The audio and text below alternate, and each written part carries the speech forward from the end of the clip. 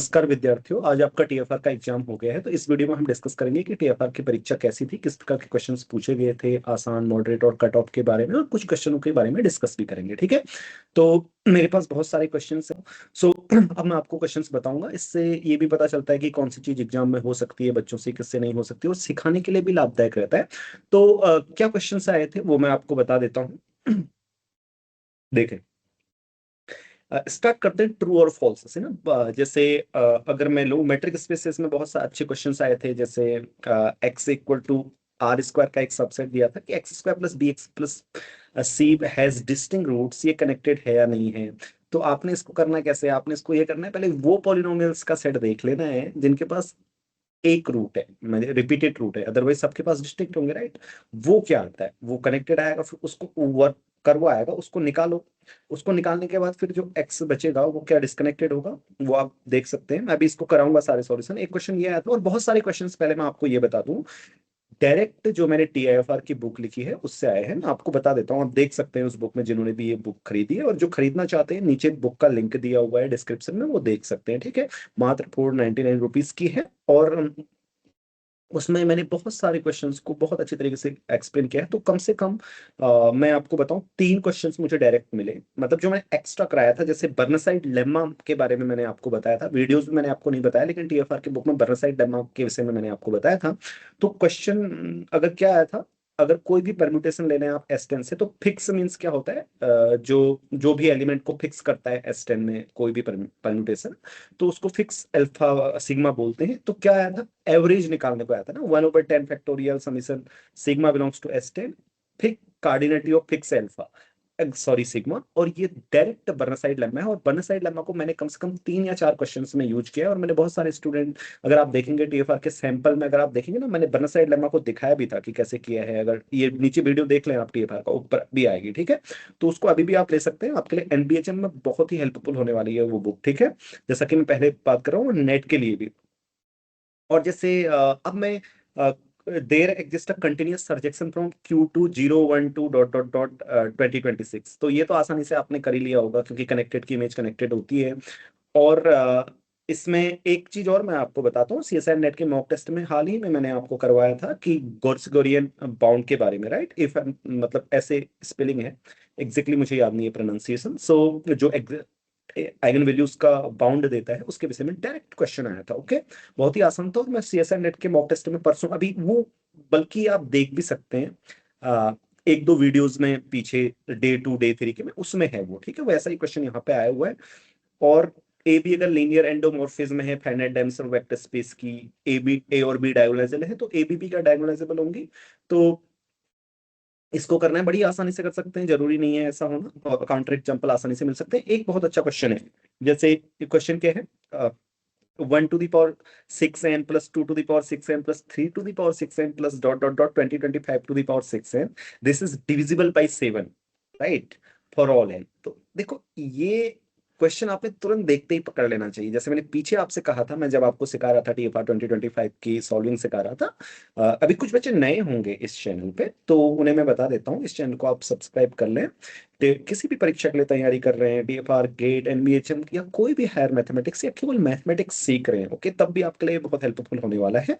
उसमें मैंने सॉल्यूशन में आपको बताया था कि जब भी इस पावर के आते हैं तो तुरंत प्राइम आता है, तो आपके दिमाग में आ जाना चाहिए फर्मेट्स लिटिल थ्योरम, राइट। तो उसी का ही एप्लीकेशन है, मैं सॉल्व करके दिखाऊंगा आपको। ठीक है, अभी मैं ऊपर ऊपर बता रहा हूँ। और क्वेश्चन नंबर एक और है, ए बिलोंग्स टू GL5C, मतलब 5 × 5 की इन्वर्टिबल मैट्रिक्स है, ए स्क्वायर डायगोनलाइजेबल है, तो ए डायगोनलाइजेबल होगा। और ये मैंने 2-3 साल पहले ही, मतलब मैं मॉक्स में रखते आ रहा हूँ इसको। ठीक है, तो आपने देखा होगा ये मॉक्स में था, डायगोनलाइजेबिलिटी के जब भी क्वेश्चन डालता हूँ मैं, ये था। तो डायरेक्ट क्वेश्चन आपने बहुत सारे बच्चों ने कर लिया होगा डायरेक्ट, राइट। और मैट्रिक स्पेस का जो मैंने अभी कोर्स पढ़ाया था आपको, फिलहाल आप प्ले लिस्ट में जाकर देख सकते हैं। मैट्रिक स्पेस में अगर आप देखें, तो मैट्रिक स्पेस से हमने पी एडिक मैट्रिक जो की थी, अल्ट्रा मैट्रिक के बारे में पढ़ा था ना। तो अल्ट्रा मैट्रिक का एक क्वेश्चन आया था कि सारे पॉइंट सेंटर होते हैं, है ना। तो वो क्वेश्चन भी आया था, मुझे देखकर बड़ा अच्छा लगा उसे। और एक क्वेश्चन और जो टीएफआर की बुक में मैं आपसे बोल रहा था, कि जैसे इससे पीछे टीएफआर में मैंने आपको पार्ट बी में अगर आप देखेंगे ना 2025 में, तो कंटिन्यूअस फंक्शंस के बारे में बताया था। कंटिन्यूअस फंक्शन यानी लाइन के बारे में एक क्वेश्चन है, उसका लंबा सा सॉल्यूशन भी है, अगर आप बुक में देखें। तो पार्ट ए का पहला क्वेश्चन है 2025 का, तो वो लाइन वाला है पी एक्स इक्वल टू, उसी तरीके का एक क्वेश्चन और आया था, P x minus x divides P x minus x, और ये बड़ा आसान है, इसको सिर्फ ऐसे सोचना था। मैं अभी आपको सभी करके दूंगा, पहले मैं सिर्फ ये बोल रहा हूँ। और एक क्वेश्चन रिपीटेड तरीके का है कि if cardinality of A is 2025 finite abelian group and H is any sub group, then A equal to H cross A modulo H, right. और ये जो तरीका है ना, ये पीछे मैंने 2022 का एग्जाम था शायद, या 2023 का, उसमें ये फर्स्ट क्वेश्चन है, अगर आप देखेंगे तो वही सेम तरीका बुक में लिखा हुआ है सॉल्यूशन, सेम तरीके से ये हो सकता। तो ओवरऑल मैं ये कहना चाहता हूँ कि बहुत नई बातें नहीं थी, अगर आपने टीएफआर के प्रीवियस ईयर सॉल्व किए हैं, सही से सीखे हैं, अब ऐसा नहीं कि ऊपर ऊपर कर लिए, सही से उतना डीप गए नहीं, तो आपके लिए आसान हुआ होगा एग्जाम, है ना। बहुत सारी चीजें मैंने आपको सिखाई भी हैं टीएफआर के प्लेलिस्ट में, अगर आप जाकर देख सकते हैं। तो अब फिलहाल के लिए बहुत सारे क्वेश्चंस मेरे पास लिखे हुए हैं, मैं आपको बताऊंगा इनका सॉल्यूशन, अभी आप वीडियोस में आते रहेंगे वीडियोस, लेकिन अभी के लिए मैं, मुझे एक बड़ा अच्छा क्वेश्चन लगा, पार्ट में भी ए में था वो, ठीक है, उसको डिस्कस कर लेते हैं। ठीक है, मैं आपके सामने डिस्कस कर लेता हूँ उस क्वेश्चन को। तो बड़ा ही अच्छा क्वेश्चन है, चलिए, आपको भी बड़ा अच्छा लगा। आप मुझे बताइएगा कि आप इस क्वेश्चन को कर पाए या नहीं कर पाए, ठीक है। सो मैं स्क्रीन प्रेजेंट कर रहा हूँ।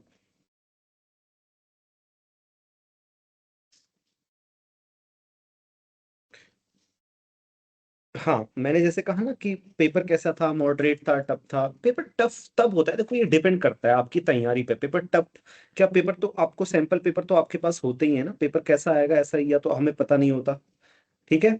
तो आपकी तैयारी कैसी है उस पर निर्भर करता है पेपर कैसा है, मतलब क्वेश्चन पेपर मॉडरेट था या टफ था। अब जैसे मैं गया था, मुझे भी एग्जाम देना होता, तो मेरी तैयारी पर निर्भर करता। मैं अगर सारी चीजें रिवाइज करके नहीं गया होता, अगर मैं बहुत सारी चीजें मुझे दिमाग में नहीं होती, तो मेरे लिए टफ बन जाता। तो ये सब तैयारी पर निर्भर करता है, लगभग ओवरऑल एग्जाम बहुत डिफिकल्ट नहीं है, ओके। कट ऑफ तो वही रहती है टीएफआर की, आपको पता है लगभग, अगर आप 21-22 क्वेश्चन करेक्टली कराए हैं तो बहुत अच्छी बात है, बस गलतियां कम होनी चाहिए। चलिए, एक क्वेश्चन के बारे में जो मैं आपसे बात कर रहा था, वो ये क्वेश्चन था, क्या है कि जी, आपने सोचा या नहीं सोचा, आप लोग बताइएगा, ठीक है। और कोई और तरीका आपने सोचा तो देखिए, ये कोई कंटिन्यूस आपके पास कंटिन्यूस है, क्योंकि डिफरेंशियल भी दिया है, G1 इक्वल टू 1 है, and g dash x equal to 1 over x square plus g square x, इस तरीके से दिया गया है, ठीक है। तो इसमें पूछा है लिमिट जी के बारे में कि x tending to infinity, limit g exist करेगी या नहीं करेगी। तो पहला पॉइंट जो आपको पकड़ लेना है, तो कैसे हमें पता चलेगा जी के लिमिट्स के बारे में, हमें जी कैसे पता चलेगा, कोई बाउंड हमें पता चलना चाहिए, तब उसके बारे में पता चलेगा। क्योंकि ऑप्शन में जो पूछा है वो जी की लिमिट के बाउंड्स के बारे में ही पूछा है, अगर ये एग्जिस्ट करती है तो ये फिर कहाँ बिलोंग करेगी, इस तरीके से ऑप्शन से हैं, माइनस इन्फिनिटी टू टू, इस तरीके के, ओके। तो सबसे पहली बात, आपको इंफॉर्मेशन क्या दी गई, ये दी गई है, यहाँ से आपको क्या मिल रहा है। देखो, यहाँ से आपको एक चीज तो मिल रही है कि ये मिल रही है, राइट। इतना तो आपको पता है, this is greater than equal to zero for all x 1, okay. मतलब ये स्ट्रिक्ट मोनोटोन फंक्शन है, I mean to say this is never zero, so I should write like this, okay. तो अब यहां से अगर देखें, हमें पता चल गया कि जी इज मोनोटोन। अगर जी मोनोटोन है, अब लिमिट कब एग्जिस्ट करेगी, क्योंकि इसमें एक ऐसा ऑप्शन भी है कि लिमिट इन्फिनिटी पे इन्फिनिटी होगी, अनबाउंडेड होगा तो देखेंगे। अब अगर ये बाउंडेड होगा तो इसकी लिमिट एग्जिस्ट करेगी, नहीं तो नहीं करेगी।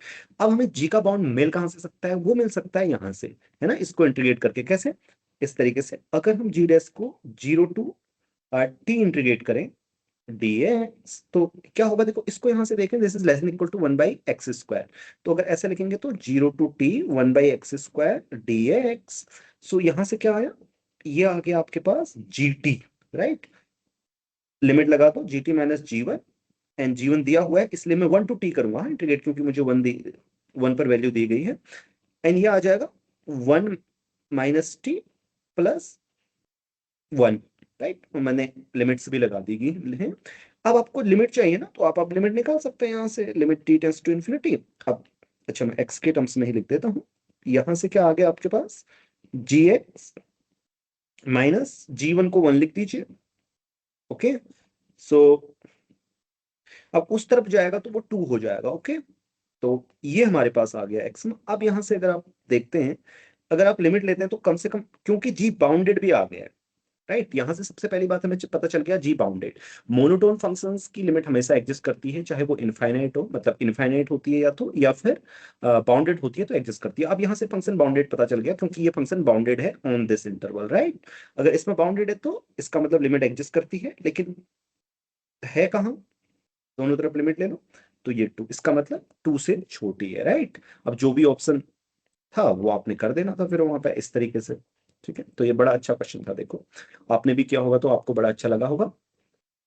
और इसके बाद मैं एक के बाद एक क्वेश्चंस डिस्कस करूंगा, ठीक है। तो अगर आपके कोई क्वेश्चंस हों जिसके बारे में आप वीडियो चाहते हो कि सर इसका आंसर क्या था, इसका आंसर क्या था, या कुछ भी कट ऑफ कैसा जाएगा, या और भी कुछ पूछना चाहते हो तो जरूर पूछो। लेकिन जाते जाते एक इन्फॉर्मेशन मैं आपके साथ शेयर कर देता हूँ। मैंने आपको बताया ना, अगर आपने सही से तैयारी की होगी, सही से सीखा होगा सब कुछ, तो ये एग्जाम डिफिकल्ट नहीं रहेगा आपके लिए। आपने उस लेवल तक सीखा होगा तो बिल्कुल आप बड़ी आसानी से कर पाएंगे इन चीजों को, ठीक। इसीलिए आगे आने वाले एग्जाम्स जो हैं TFR, NBHM, GATE, CSA, NET, उनके लिए तो आप लोग प्रिपेयर करना चाहते हैं तो एंग मैथमेटिक्स में कांटेक्ट कर सकते हैं। लेकिन एक बात ध्यान रहे, एंग मैथमेटिक्स में सिलेक्शन बेस्ड एडमिशन होते हैं, सारे स्टूडेंट्स को एडमिशन नहीं मिलता। वो इसलिए क्योंकि उसके कारण है, उसके विषय में मैं अभी बात नहीं करता। तो आप लोग चाहें तो आने वाले जो एग्जाम्स हैं अगले ईयर का TFR, देखो TFR में एकदम ऐसा नहीं होता कि आप लोग कल बैठें और तैयारी कर लें। एक साल तो कम से कम चाहिए। और जो बच्चे MSc में हैं फर्स्ट में, वो तो MSc फर्स्ट से ही उन्हें तैयारी कर लेनी चाहिए ताकि उस तरीके की वो मैथमेटिक्स सीख सकें वहां तक। तो और आने वाला NBHM का क्रैश कोर्स भी है, उस क्रैश कोर्स को भी ज्वाइन कर सकते हैं। 24 दिसंबर से वो स्टार्ट है और आपको बहुत हेल्प होगी, ठीक है, NBHM के क्रैश कोर्स में। और TFR के बुक के मैंने बारे में बताया। इस वीडियो में इतना ही, फिर मिलते हैं आपसे, ठीक है। बहुत सारी वीडियोस अभी TFR के संबंध में आएंगी जिनमें मैं क्वेश्चंस को डिस्कस करूंगा। अभी मैंने एक ही किया, बहुत सारे क्वेश्चंस करूंगा अभी स्टूडेंट्स जो पाएंगे, ठीक है।